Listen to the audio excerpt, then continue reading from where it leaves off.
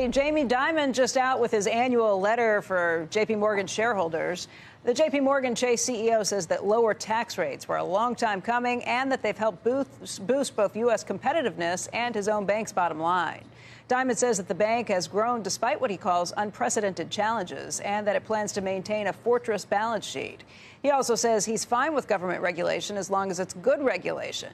He does address the issue of share buybacks, saying that they are an essential part of proper capital allocation, although secondary to long-term investing. And he says that the bank is prepared for, but he is not predicting a recession. These are just a few of the bullet points in a very long letter to investors. Jamie Dimon writes this letter himself. He has long taken on issues that go far outside just what the bank is doing. Right. He kind of sees himself as speaking out on what he thinks is right in capitalism, what he thinks is right in business, and what he thinks wrong in business, too. Wanted to point out two things, because we have this conversation on the set a lot.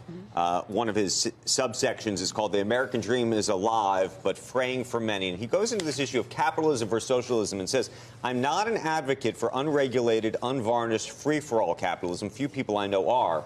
But we shouldn't forget that true freedom and free enterprise capitalism, that is, are at some point inexorably linked. True freedom and free markets. But then also talks about the middle class incomes have been stagnant for years, and I think what he's trying to get at is this idea that actually capitalism is now under threat in a meaningful way, and that there has true. I mean, no one. It's what he's saying.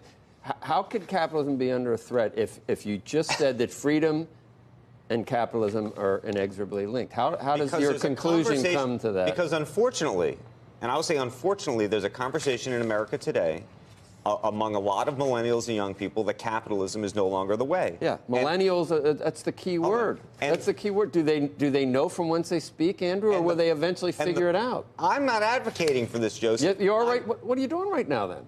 We're having the conversation. I'm reading from the letter. Well, the letter just said that they're inexorably linked, that freedom and free enterprise is inexorably Joseph, but if linked. you have to acknowledge... How does that mean capitalism is on its last legs? Right now, there's a debate going on in America about whether capitalism is working for people in this country.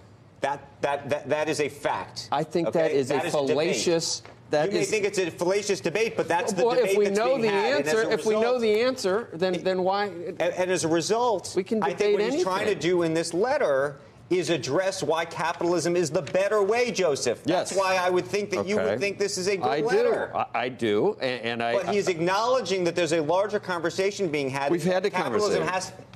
By the way, we might have to approach capitalism slightly differently. Where are these sections? I'm looking through a 74-page report, and I'm still trying to find this. I will get you there. We don't need to debate it because it's so simple. There's two different approaches. There's redistribution, where you split up a smaller pie more evenly, or you grow the pie and hope that through wage gains and tight employment and the organic way that we're now starting to see some increase in wages. That's as much as you think that capitalism hasn't had the same payoff it had in this country as it has in the past. We've still got the highest GDP by a long shot because of what we've done. It's $60,000. We're $10,000 in China right now.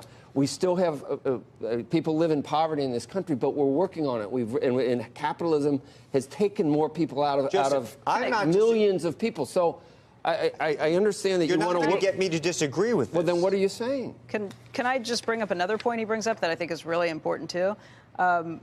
We've talked in the past about what happens if there's another downturn. Again, he's not predicting a recession. He doesn't see that, but he says they're prepared for it if he does. He does warn, though, that you can expect the banks to be far more constrained going into the next real downturn. When the next downturn begins, banks will be constrained both psychologically and by new regulations from lending freely into the marketplace, as many of us did in 2008 and 2009.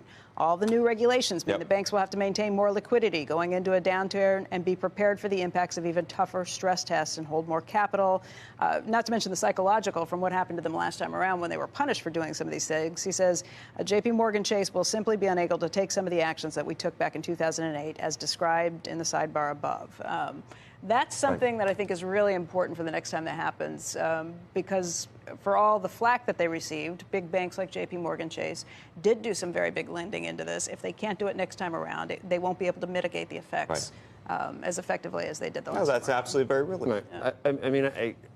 I know the part of the Democratic Party that you're alluding to, and that's why it's unfortunate that a guy like Howard Schultz, which actually has a more even approach to these type of things, that's why the Republicans are so excited that you give credence to Bernie Sanders' ideas and AOC's ideas and the far left of the Democratic Party, which is more social. It's never going to be this in this country, Andrew. It's not, and you can see the.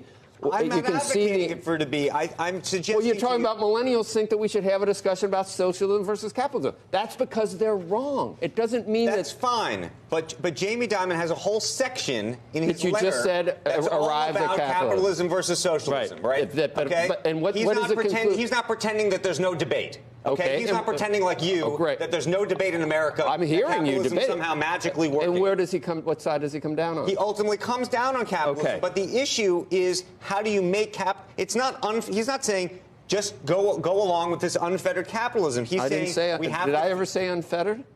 You're saying not even to contemplate that there's a conversation to be had. That's the issue. Versus capitalism, socialism. I stand by that.